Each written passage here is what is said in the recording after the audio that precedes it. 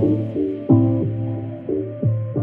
to the Doctor's Debrief podcast presented by NDMD Productions and made possible by Get Up Productions.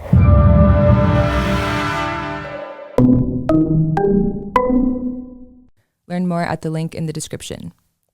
I'm your host, Vivian McCool, a first-year medical student. You can find my YouTube channel in the description below.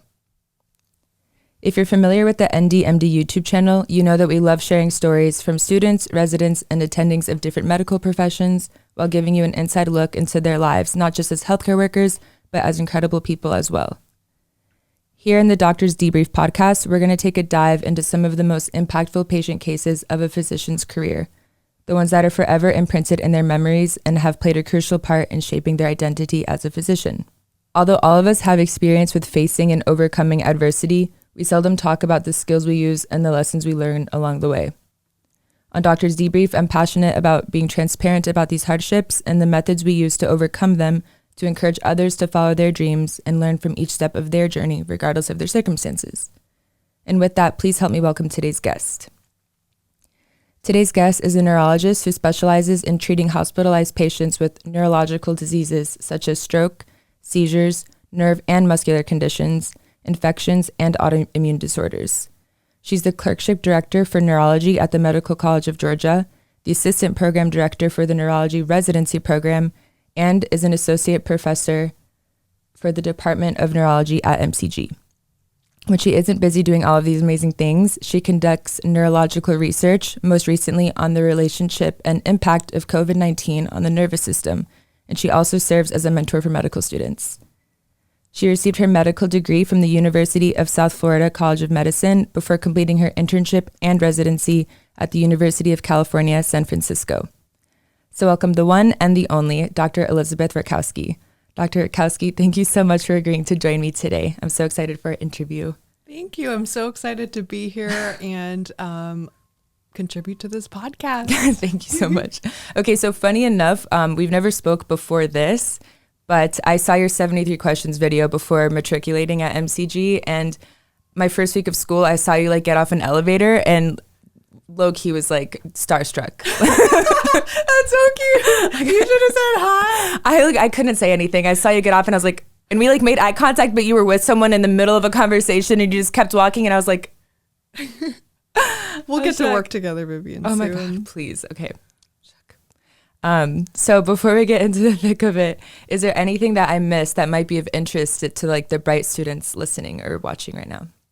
You pretty much covered everything. Okay. Good job. Thank you.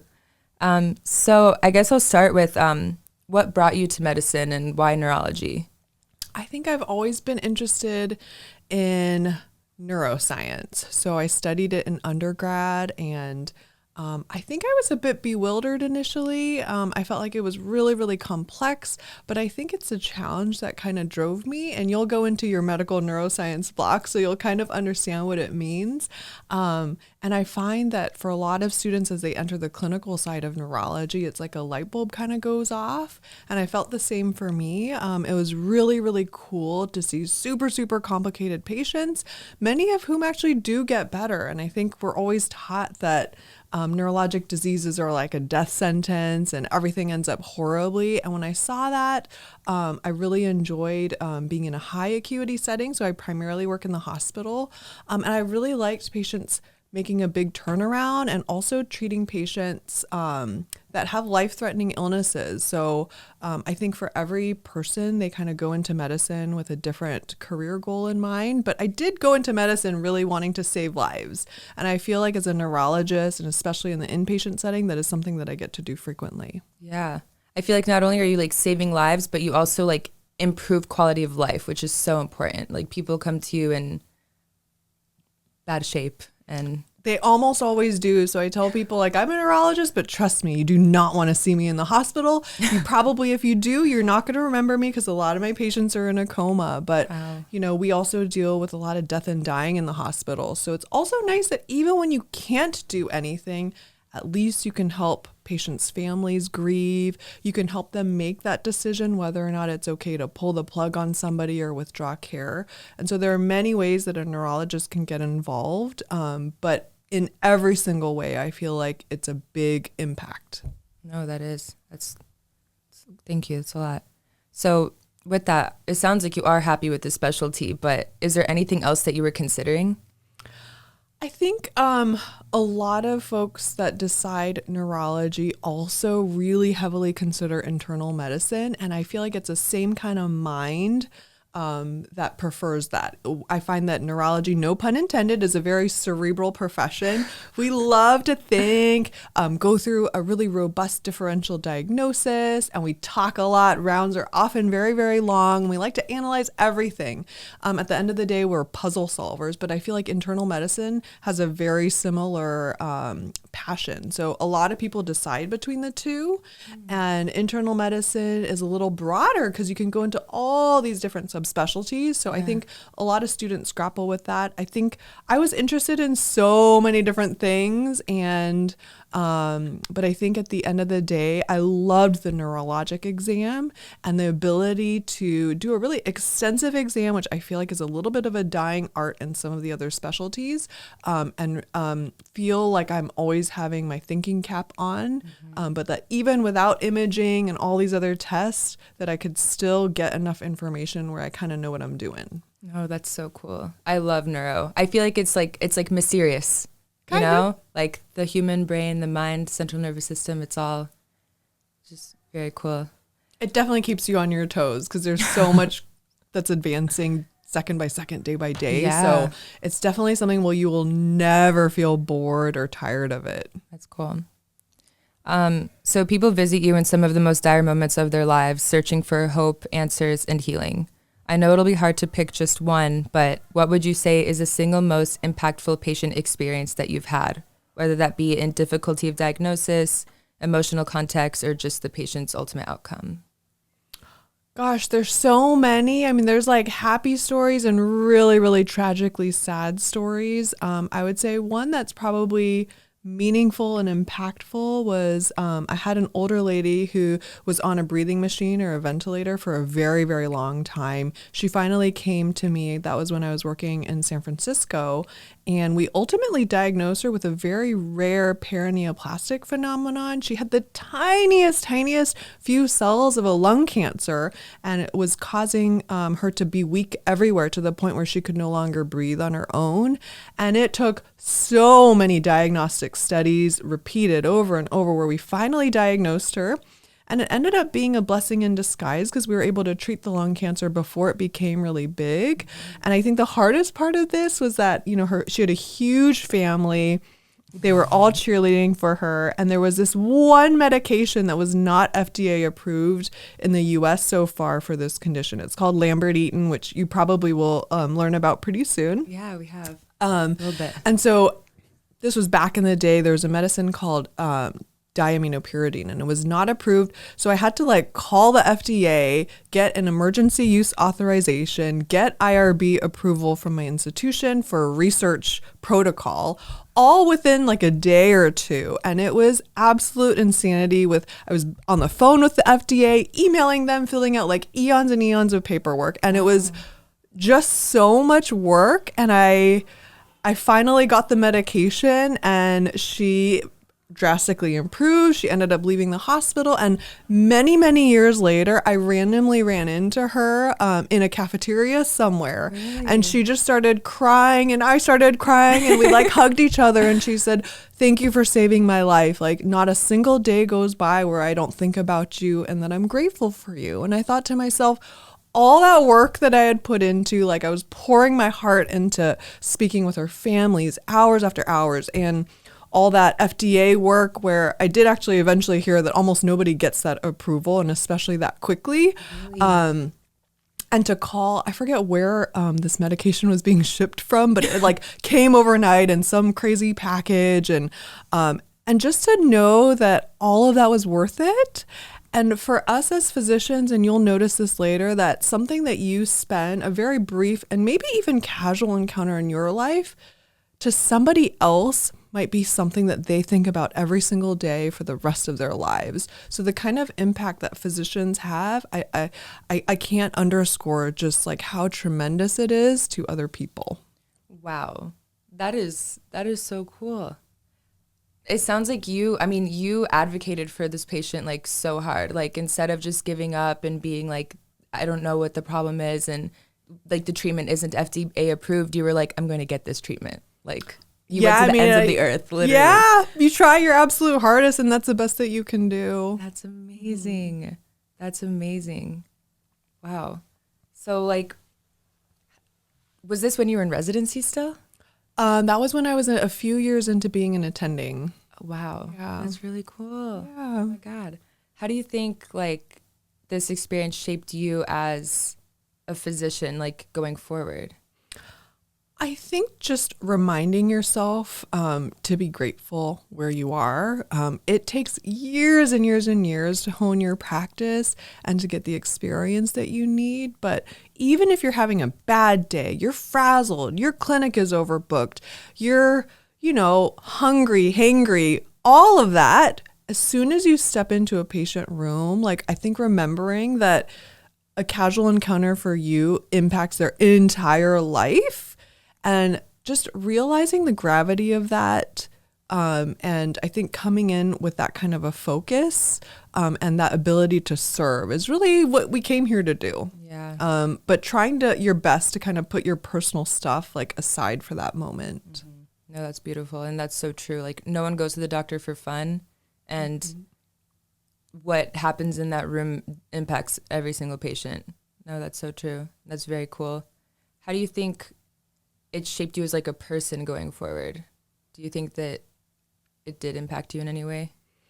Absolutely. I mean, that's what I went into neurology to do. And I think not always are patients happy that you helped them. Sometimes they're upset. There are a lot of people that don't want medical care, or you recommend something and they don't agree with you and they want to do something that's actively hurting them.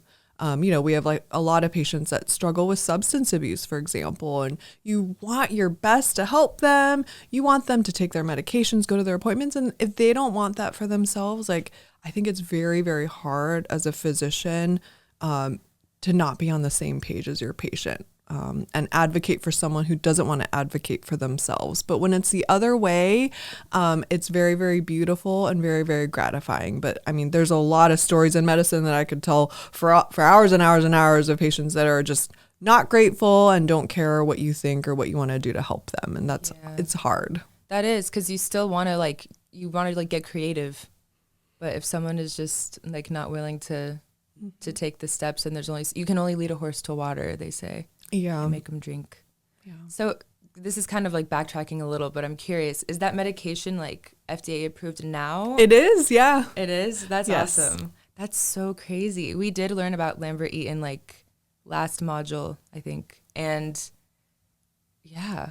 Wow. That is so cool. Yeah. So this case is a little different because it's not only impactful for you, but it obviously impacted your patient like a lot. Do you think that you learned anything secondhand from them, like any sort of resiliency skills or like methods of coping? I think we are always learning from our patients and encouraged by our patients. In neurology, all of our patients are disabled in some way, and you really meet them kind of at their worst. And so I think we're always learning resilience skills because like if I get a COVID vaccine or I'm just like out with a random respiratory illness for a few days and I feel like I'm going to die. And I think to myself, I can't live like this. But I think to myself, all of my patients that are dealing with disability and horrible things day after day, like at some point you have to come to terms with that. And I think they're all very, very strong and probably more powerful mentally than I am. And it's really, really great to work with people that have that positive spirit and they don't let life get them down. And everything is a big adjustment at times, but they eventually learn to cope with it. That's amazing. So you get strength from them in a way. Yeah. And sometimes patients are in a terrible mood. Sometimes their families literally just want to vent at you and they're not necessarily mad at you. They're mad at the situation. And so we see people's of all varying emotional states. Yeah. And sometimes you feel a little bit like the scapegoat, because it's not like you created this neurologic problem for this person either. But I think remembering that this is their worst possible emotional state, and to take that for what it is, and remember that you're here to support them and not to feel like attacked in any way. Yeah. So what do you do when like a patient's family like does kind of get like that, like a little angry? So I've talked to some people about this, but I do what my husband does. So sometimes when we have arguments, he just lets me talk and talk and talk. And then he'll say, what else? What else? And at the end he goes, what else? And then at some point I end up with nothing else to say. And I'm like, all right, well, that was it.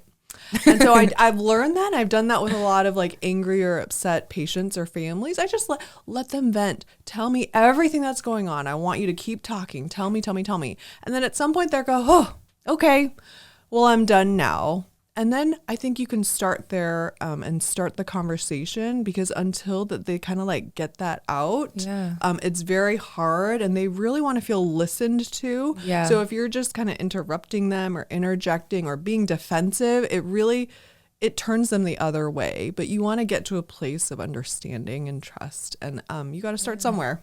No, I think that's great, because I feel like a lot of the time, at least personally, when someone presents a problem, like I want to solve it. So I might be like, oh, well, like this or that. And they don't want their problem to be solved. They just want someone to listen. I think that's great advice. Active listening goes so far. And even just repeating back what they say, like, so what you're telling me is this, or I can sense that this. And then, they're much, much more open after that. Yeah.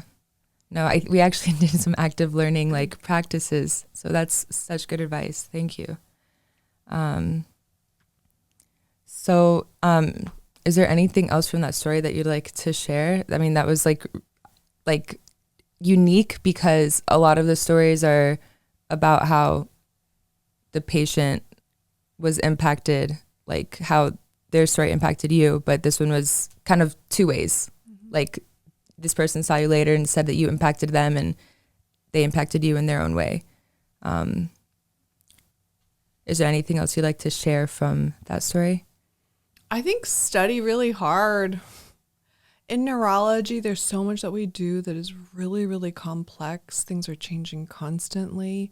And I think from a personal standpoint, and having been kind of a baby attending, like, I asked everybody that I knew and I worked with who I felt were experts in the field. And when tests came back negative, we kept trying and trying to get to a diagnosis. And I feel like patients directly suffer if you don't know enough, you're not experienced enough. So like, the onus does fall on you often to be, as smart as possible, reading up as much as possible. And the skills that you're developing now is just a lifelong learning pathway. And to have that drive, because, one day it's not going to be an answer on a test. It's going to be a patient's life and their actual symptoms and disability that really rely on whether or not you're spending enough time and feel confident. And I always tell students and residents this, but one of the best qualities that you can have as a physician and as a learner is to know what you know and know what you don't know. I've had tons of physicians who are almost too scared to act, and they're so insecure about their knowledge that they don't come out and start treating the patient, and they kind of waste time like reading or asking for advice or getting more and more tests, and while the patient is decompensating in front of them. And they also, there are lots of physicians I've worked with that think that they know something that's totally outside of their specialty. And so they are confident in what they don't know, and then they're actively prescribing things that are harming the patient. So you fall into traps either way. And so you have to know what you don't know and what your gaps are, so you can fill those in. But you also have to feel confident that what you do know is enough to get you to start treating somebody. Yeah. When do you think like you develop those skills, and like what you know, and like you don't know what you don't know? I mean, now as a student, as a resident, as you're seeing patients in front of you, like you're not going to have as much time to study. So you only probably have the time to study what you don't know. And the stuff that you do, you have to assume that you already mastered that you're confident in that. Mm-hmm. There's no time to start from the ground up every single time. So. True. So Lambert-Eaton it's like a lung cancer that presents with neurological symptoms because I can't remember the exact mechanism, but I know that it targets some receptors. Exactly. Did you have like a idea that it was Lambert-Eaton and then went for that test and it was like hard to find the few cells? Honestly, no, because every single test came back negative. So she was very, very obese and sedentary to begin with. So you can imagine when she came to the hospital saying she was sort of short of breath. She also had sleep apnea, obesity related lung restriction, and I think she also had COPD. So everyone was just like, oh, you're obese and you have all these lung problems, and like that's why you need a breathing machine. And she kept saying like, no, but this is not my normal level of function, and I used to be pretty active, but I feel like she was very, very dismissed. And so when we ordered all these tests and EMGs and lab tests, they all came back negative. We even did, lung scans looking for cancer. There was nothing there. And it took multiple times because it was so small. Like not detectable. Exactly. Like nothing there. Yes. Even just 1 or 2 cells is enough to cause this paraneoplastic phenomenon. So we really consulted with some of the experts in the field. So I was working with some of the best EMGers, and so they kept repeating the studies, and she was getting worse during this time period. So legit something was going on. Yeah. And you believed her. And you like went to bat for her. Yeah. That's so awesome. No, that's like, you're such an example for that. Thank you for sharing that. She has a very strong social support network too. So I think that really, really helps if you're hospitalized for a long time. Your holding family is there rooting for you, like advocating on your behalf and straight up like yelling at the doctors, like this needs to be done. Like, why isn't she getting better? And I do feel like that helped her stay strong throughout the process. Cause I don't know if you've ever tried breathing through a breathing tube, but literally every second is pure torture. Having something do something that's so automatic for you, and have just air kind of being pushed into your lungs kind of whenever, it's a really horrible feeling. So she was like intubated, like awake? Mm-hmm. I didn't even know you could be intubated awake. Yeah, actually a lot of our neuromuscular respiratory patients, it's mainly that their diaphragm is not strong enough. So they're often awake and tubed. Yeah, eventually can get converted to a tracheostomy, but yeah, it's pretty common. Oof. Sounds rough. Yeah. Not something I want to No, you don't want that. No. Well, thank you for sharing your experience with us. That story was moving, and I appreciate your honesty and willingness to share the difficulties that your patient and you had to overcome. So before we do wrap it up, I wanted to ask a couple questions that might be of benefit to future med students or people currently in med school for their upcoming prospective applications. So what is one piece of advice that you would give to a prospective medical student watching now in regards to their med school applications? Someone who's applying? Yes. As much as you can, try to shadow. I'm sure everybody says this, but it's like applying to something that is held behind gates. So you kind of want to know the good, the bad, and the ugly of the job. I think a lot of people go into it with kind of wide-eyed thinking that a lot of what we do is patient care, and actually very small part of it is actual like face-to-face patient encounters. There's so much related to the electronic medical record, working with social worker on disposition, and a lot of a team-based approach. So you spend most of your hours actually not really in front of the patient. It's doing everything on their behalf behind the scenes that really takes up the most amount of time. Yeah, that's really true. So what are some ways to stand out for residency? Asking for myself. I think contributing in a few impactful ways. You don't have as much time to contribute to many, many different things. And it's never a good look to be spread too thin. But if there are a couple things that you're passionate about, even if it has nothing to do with medicine, if it's some sort of volunteering experience or church leadership or some even hobby or a sport that you can feel really, really crafted in, anything like that, if you dedicate yourself to it, you'll always stick out. Obviously, studying is great. I think that your first few years, everyone just kind of gets through it. And once you hit the clerkships and your rotations, you got to hit the ground running. So get as much advice as you can, work really, really hard, and just know that every amount of time that you put into honing your craft and learning about different specialties, it'll make you a much better physician. And all that hard work will pay off. And for residencies, I mean, they're all sort of looking for the same thing. And that's excellent clinical performance. So get some folks that feel like they know you well enough to write a home run type of letter and vouch for you. A lot of interview seasons are going virtual now, so there's just a lot less that program directors can see in terms of how you're doing clinically. So working with some good attendings, that especially ones that write letters of recommendation frequently, that can really boost your application. Nice. Okay. Thank you for that piece of advice. So what are things that you did like in med school? What were some of your hobbies, your fave?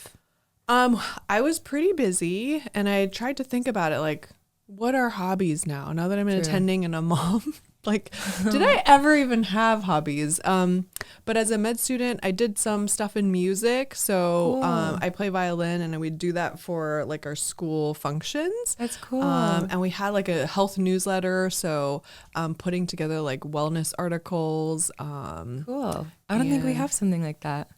Yeah, I don't think unique. You do either. I mean, you guys definitely focus on wellness and have a lot of events. But yeah. I think it was like a newsletter that had like healthy recipes and like reviews of some of the fun things to do in the town. Yeah, it was cute. That is cute. Okay. Well, Dr. Rutkowski, thank you so much for your time and for sharing all this knowledge and imparting this advice on us all. Such a pleasure. Yeah, truly. It was so fun. Thanks for inviting me. Oh, thank you for coming. So with that, thank you so much for watching the Dr. Debrief podcast. I hope you enjoyed the stories, lessons, and perspectives shared today. To make sure you don't miss an episode, make sure you subscribe to the NDMD YouTube channel or whatever streaming service you choose to listen on. And please don't forget to comment and like while you're at it. See you next time.